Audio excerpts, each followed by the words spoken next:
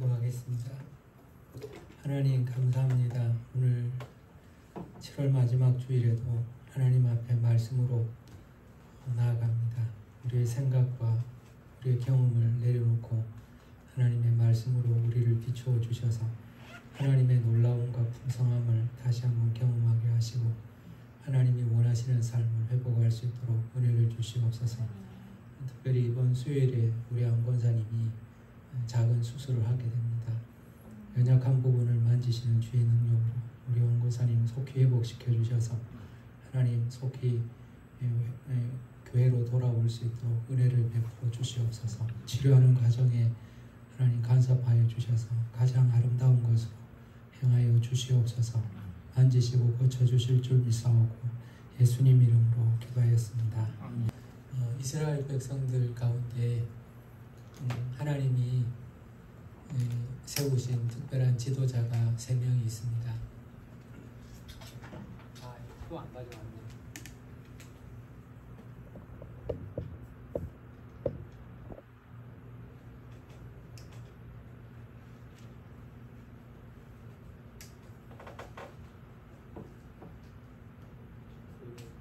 왕과 제사장과 선지자입니다. 이 세 사람의 특징은 하나님의 통치를 이 땅에 구현하는 것이 이 사람들의 목적입니다. 근데 제일 먼저 왕은 뭐냐니까 하나님의 다스림을 대행하는 것입니다. 하나님이 우리의 왕이시고 하나님이 우리를 다스려야 되는데 이스라엘 하나님을 거절했기 때문에 이 왕이 보이는 왕이 이스라엘 백성들을 이제 다스리는 것을 대행하게 되는 겁니다. 그래서 이스라엘 왕의 특징은 다른 왕들은 자기 백성이라고 표현하지만 이스라엘 왕은 하나님의 백성을 다스리는 역할을 감당합니다. 두 번째 특별한 지도자는 제사장입니다. 이 제사장이라는 건 제사 제도를 매개로 해서 하나님께 나아가는 겁니다. 이렇게 하나님이 있고 우리가 있다고 칩시다. 우리가 있고 하나님이 계시다. 그 백성들이 하나님 앞에 나아가야 하는데 우리가 하나님 앞에 나아갈 수 있도록 도와주는 사람이죠. 이 하나님 앞에 나아갈 때 제일 문제가 뭐냐 하니까 죄의 문제입니다. 죄로 인하여 하나님 앞에 나아갈 수가 없죠. 그래서 이 죄 문제를 어떻게 해결하냐, 제사를 통해서 죄의 문제를 해결합니다. 그리고 이 백성들이 하나님 앞에 나아갈 수 있도록 길을 열어주는 거죠. 이 제사는 피제사, 짐승의 제사가 근본이었습니다.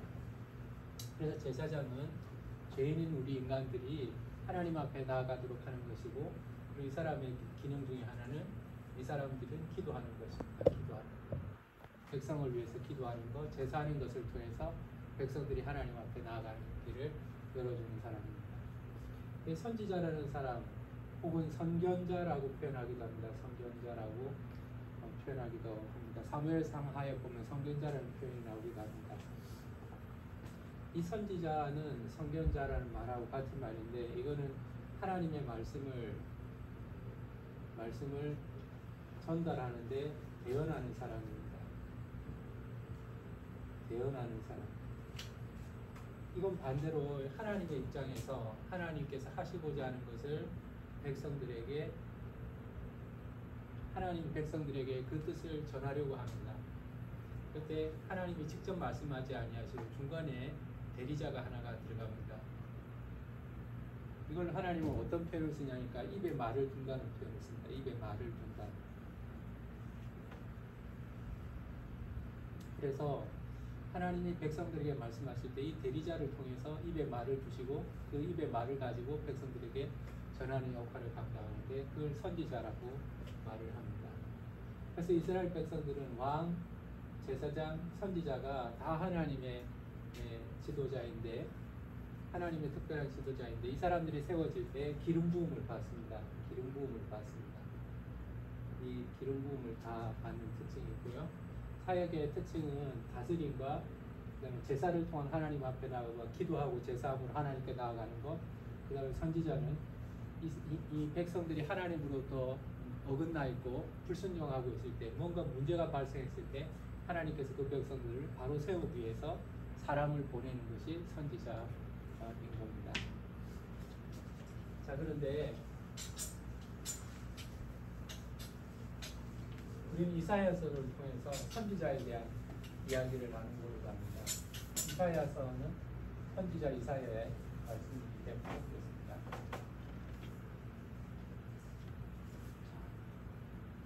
선지자는 제일 중요한 조건이 뭐냐니까 자발성이 아닙니다. 자발성이 아닙니다. 예를 들면 왕이나 제사장은 세습합니다. 세습. 내가 왕이 되고 싶다고 되는 게 아니라 우리 아버지가 왕이라면 왕이 됩니다.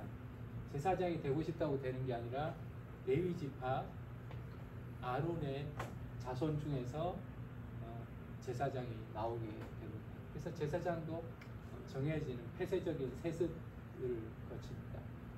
근데 선지자는 그런 세습 과정이 없습니다. 선지자라는 시험이 있는 것도 아니고요.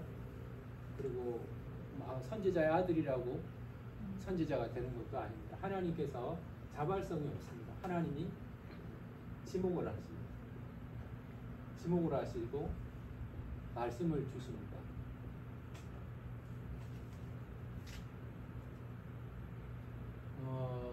여기에서 제일 대표적인 인물, 이 대표적인 인물이 누구냐니까 모든 선지자의 모형이라고 말할 수 있습니다. 모형이라고 말할 수 있는 사람이 누구냐니까 모세입니다. 모세는 선지자의 모형이 있습니다. 자, 보세요. 모세가 자발적으로 하나님, 내가 애굽에 가서 백성들을 구원해야 되겠습니다. 나를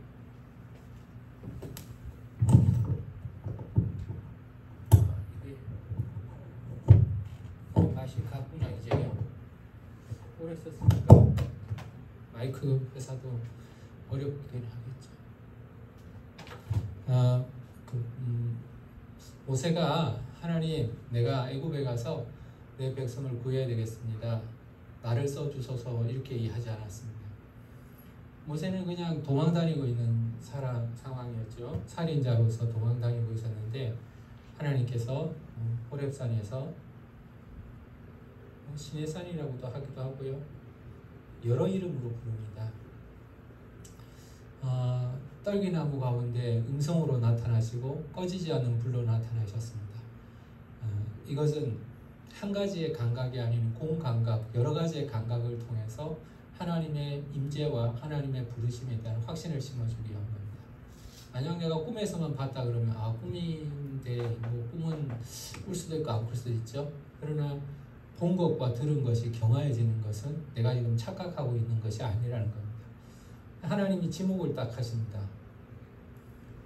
너 가서 내 백성 구하라, 데리고 나오라 이렇게 말합니다. 가서 모세가 말을 하죠. 하나님, 내가 바로한테 가서 뭐라고 말하겠습니까? 내가 누군데 누가 보냈다고 할까요? 이렇게 질문을 합니다.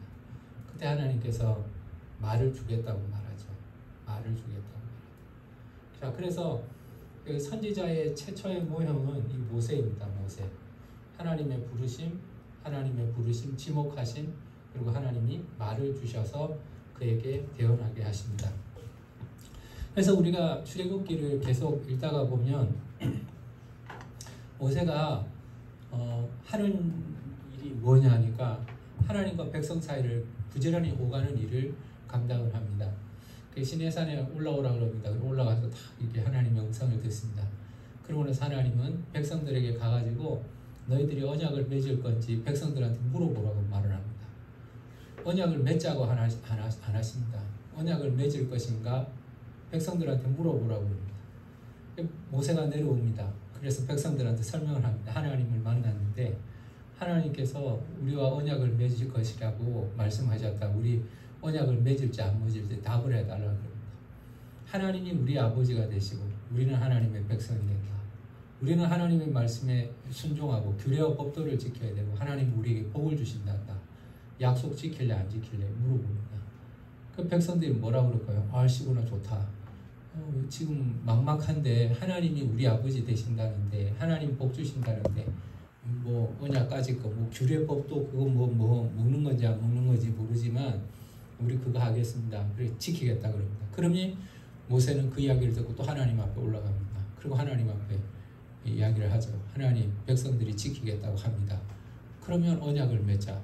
그래서 하나님이 거기서 돌판에 돌을 새기시죠. 근데 내려왔을 때 알게 됩니다.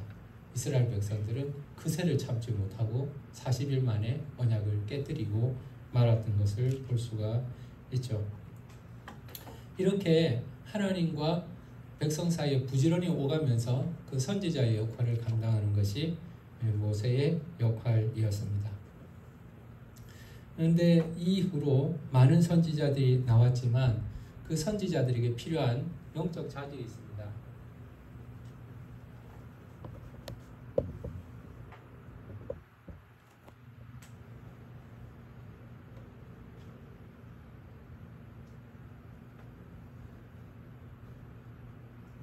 선지자들에게 필요한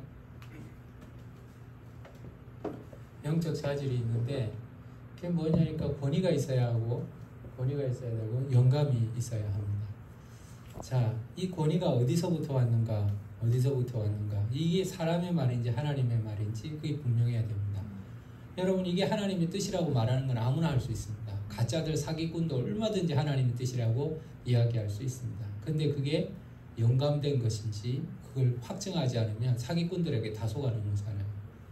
지금도 이단들에게 넘어지는 사람들이 특징이 뭡니까? 권위 있는 말로 들리는 겁니다. 매력적인 말로 들리는 거예요. 그리고 영감 있는 말을 분별할 능력이 없습니다. 듣기 좋은 이야기, 매력적인 이야기, 거기에 사람들이 편의가 되죠. 선지자도 마찬가지입니다. 영감이 나타나야 합니다. 그 영감을 어떻게 확인하나? 그건 표적과 기사로 경험하는 겁니다. 우리가 잘 알듯이 기드온이 싸우러 나가라 그럴 때 기드온이 쫄아가지고 하나님 내가 누군데 싸울 수 있습니까? 그랬더니 양털 기적을 보여주죠. 마당에 이슬이 내리는데 양털을 제어하고 이슬이 내립니다. 그리고 나서 한 번 다시 하자 그러죠. 이번에는 마당에 이슬은 내리지 않고 양털에만 내리는 걸로 합니다.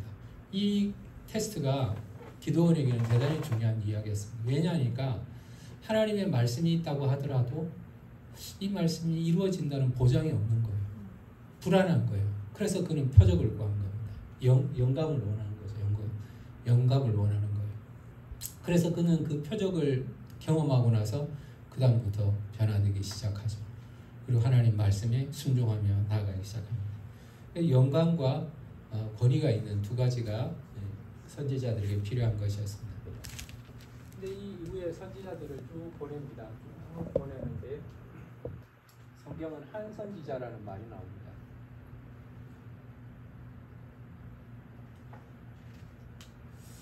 우리가 무선 마이크가 있는데 사용한 지 10년이 전인 거라 될지 안 될지도 모르기는 하겠지만 무선 마이크가 있는데 한번 테스트를 해보면 되겠습니다. 한 선지자라는 말이 나옵니다. 신명기 34장 10절을 한번 읽어볼까요? 신명기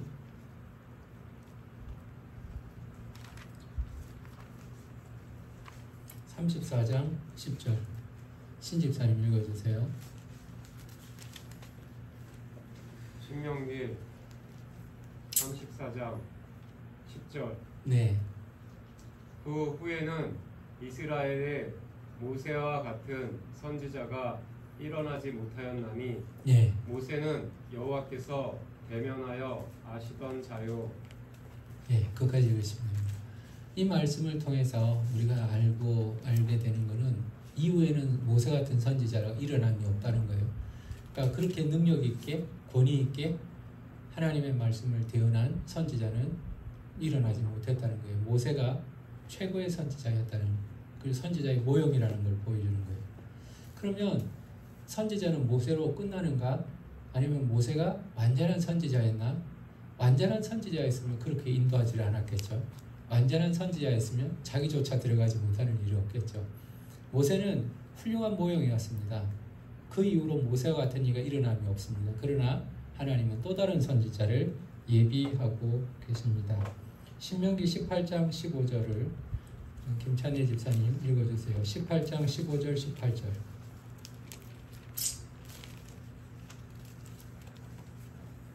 신명기 18장 15절. 내 하나님 여호와께서 너희 가운데 내 형제 중에서 너를 위하여 나와 같은 선지자 하나를 일으키시리니 너희는 그의 말을 들을지니라. 이것이 곧 내가 총회의 날에 호렙산에서 내 하나님 여호와께 구한 것이라. 곧 내가 말하기를 내가 다시는 내 하나님 여호와의 음성을 듣지 않게 하시고 다시는 이 큰 불을 보지 않게 하소서. 두렵건대 내가 죽을까 하나이까 하매 여호와께서 내게 이르시되 그들의 말이 옳도다. 내가 그들의 형제 중에서 너와 같은 선지자 하나를 그들을 위하여 일으키고 내 말을 그 입에 두리니 내가 그에게 명령하는 것을 그가 무리에게 다 말하리라. 네, 한 선지자가 세워진다고 말하고 있죠. 그리고 광채가 나는 선지자, 빛나는 선지자입니다.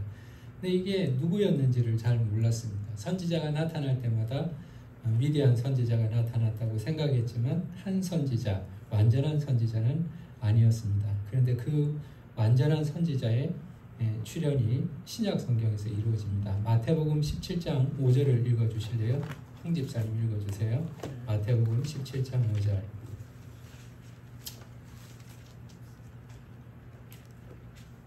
말할 때에 호련히 빛난 구름이 그들을 덮으며 구름 속에서 소리가 나서 이르시되 이는 내 사랑하는 아들이요 내 기뻐하시는 자니 너희는 그의 말을 들으라 하시는지라.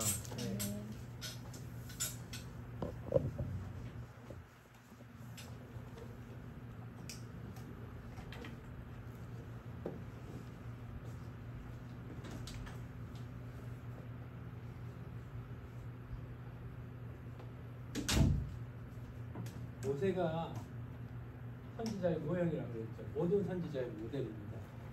이 모세가 얼굴에 광채가 나죠. 하나님을 만나고 나서 얼굴에 광채가 납니다. 그래서 두 권을 쓰게 되죠. 근데 한 선지자인 예수를 봅시다. 변화산에서 광채가 납니다. 그죠? 그리고 음성을 듣죠. 음성이 나타나죠. 예수님이 변화산에서도 하나님의 음성이 나타납니다. 이는 내 사랑하는 너희 아들이요 내 기뻐하는 자니 너희는 그의 말을 들으라. 그렇게 말합니다. 그러니까 예수 그리스도께서 한 선지자, 신명기에서 예언하고 있는 한 선지자라는 것을 알 수가 있는 거죠.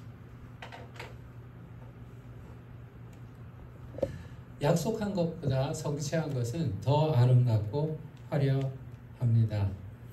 하나님은 모세와 같은 선지자가 아니라 그보다 더 탁월한 한 선지자를 약속하셨는데 예수 그리스도가 한 선지자가 되심으로 하나님의 약속하신 것을 온전히 이루시고 그 아들을 통해서 완전하게 계시하십니다. 그래서 모세를 통해서 하나님 율법을 주셨죠. 굉장히 중요한 겁니다. 이스라엘 백성이 어떻게 살아야 하는지에 대해서 율법을 우리에게 주셨잖아요. 근데 한 선지자인 예수 그리스도를 통해서 복음을 주셨잖아요. 복음을 주셨어요. 그래서 우리가 영원히 사는 길을 우리에게 열어주셨습니다. 예수님께서 우리에게 주신 말씀이 완전한 예언이라는 사실을 알 수가 있는 겁니다. 자, 이 선지자에 대해서 잠깐 이야기를 했고요. 이제 이사야에 대해서 말씀을 돌아가려고 합니다. 이사야는 우시야 왕 사망한 기원전 740년경에 우시야가 죽던 해에 사역을 시작합니다. 우시야는 비교적 믿음으로 살아가는 왕이었지만 말년에 성전 향단에 분향하려다가 하나님 앞에 나병에 걸리는 저주를 받게 됩니다. 여러분, 사람이 말이에요, 처음에는 잘하다가 잘 되면 교만해지는 경우가 많은데 우시야도 그랬습니다. 믿음으로 살다가 하나님께서 복을 주시니까 이제 교만해져 가지고 자기가 제사장 역할을 막 감당하려고 하다가 문둥병에 걸리게 되죠. 그 당시에 많은 어려움이 나라 가운데 있었습니다. 부자들은 가난한 사람들을 억압했고 가난한 사람들은 신앙생활에 열심이 없었습니다. 하나님으로부터 멀어져 있었던 것을 볼 수가 있습니다. 우시야 아들 요담 그리고 아하스에 이어지면서 이스라엘은 점점 더 타락합니다. 북이스라엘과 아람이 유다를 침략하려고 하자 아하스는 여호와를 믿으라는 이사야 선지자 말을 거부하고 아수르에게 도움을 청하죠. 그로 말미암아서 유다는 이제 아수르의 식민지 역할을 할 수밖에 없습니다. 그 이후에 이사야 사역할 때 유명한 사람이 한 사람 나오죠. 히스기야. 히스기야는 믿음의 사람으로, 믿음의 왕으로 기억합니다. 그는 왕이 되자 종교적으로 사회적으로 개혁을 실시하고 독립하려고 애를 쓰지요. 그러나 아수르의 사네립에게 공격을 당하게 되고 그 위기에서 하나님은 18만 5천 명을 죽게 하므로 사네립이 오히려 신당에서 자기 자녀들에게 죽게 되고 이스라엘 백성들은 구원 얻게 하는 놀라운 기적을 허락하여 주십니다. 히스기야는 죽을 뻔하였지만 생명이 다하였지만 하나님 앞에 생명을 연장해 달라는 그 유명한 기도를 하게 되고 하나님의 히스기야의 기도를 연장해 주시고 그때 나온 아들이 바로 므낫세 왕입니다. 근데 여러분 알다시피 하나님 앞에 기도해서 생명 연장해서 나온 아들 므낫세는 제일 나쁜 왕 중에 하나입니다. 악한 왕들 중에 하나죠. 그래서 아버지의 믿음의 길을 완전히 버리게 되고 이스라엘은 타락 상태, 최악의 영적 타락에 들어가게 됩니다. 이 므낫세는 아수르의 조공을 바치고 굴복할 뿐만 아니라 우상 같은 것들을 많이 세우고 아수르의 신을 섬기기조차 합니다. 성전도 우상들이 많이 들어오게 되고 이사야가 계속해서 예언하고 경고하자 듣기 싫다고 이사야를 붙잡아서 톱으로 잘라 죽였다고 전해집니다. 성경에 있는 건 아니고 이스라엘 역사 가운데 이렇게 나옵니다. 이후에 요시아라는 왕 마지막 불꽃입니다. 마지막 선한 왕이 등장해서 종교개혁을 일으켰음에도 불구하고 므낫세 이후 유다인을 멸망하는 그 어두운 그림자가 계속해서 짙어지고 있습니다. 이 같은 상황에서 이 나라가 어두워지고 망하고 불순종하고 거절하는 그 상황에서 이사야는 하나님의 부름을 받은 겁니다. 그래서 이사야서 1장에서 39절을 보면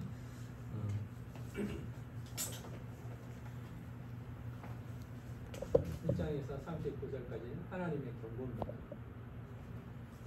40장부터 마지막까지는 하나님의 회복의 약속입니다.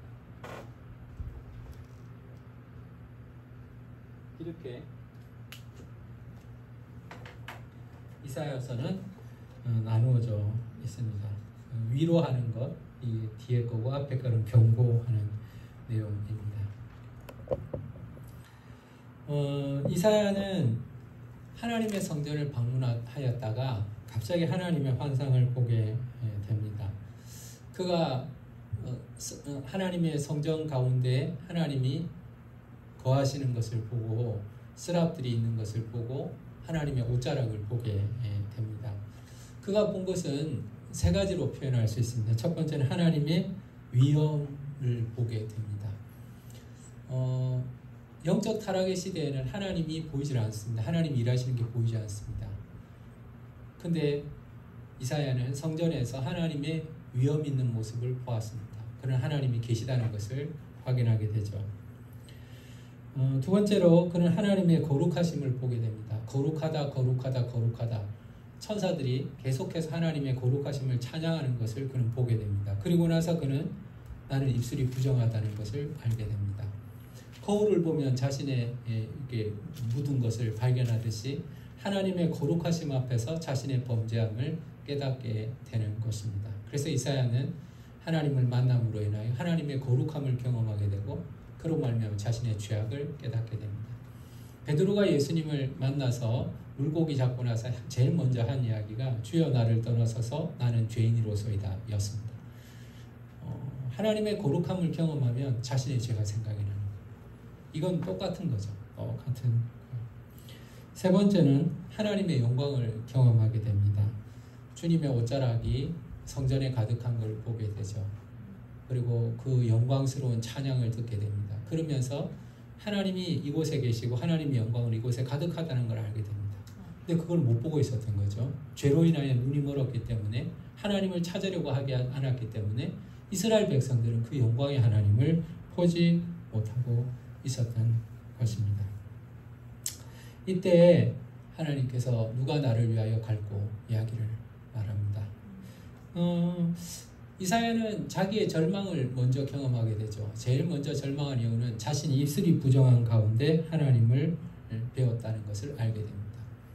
여러분, 사람들하고 이야기할 때는 나는 문제가 없어요.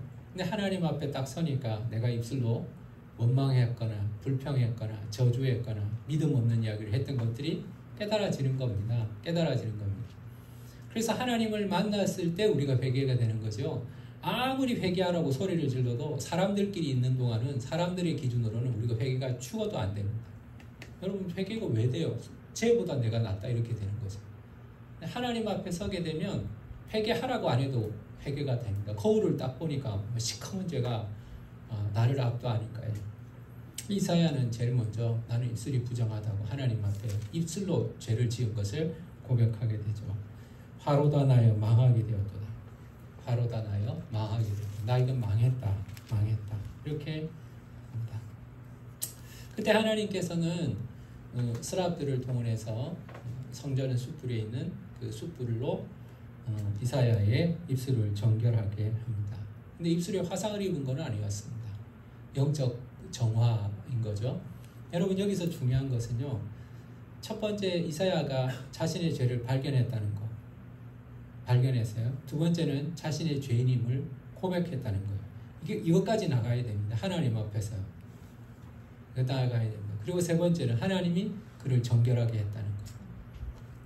이게 회개의 사이클이고요. 이것이 하나님 앞에 쓰임받을 수 있는 자격을 얻게 되는 것입니다.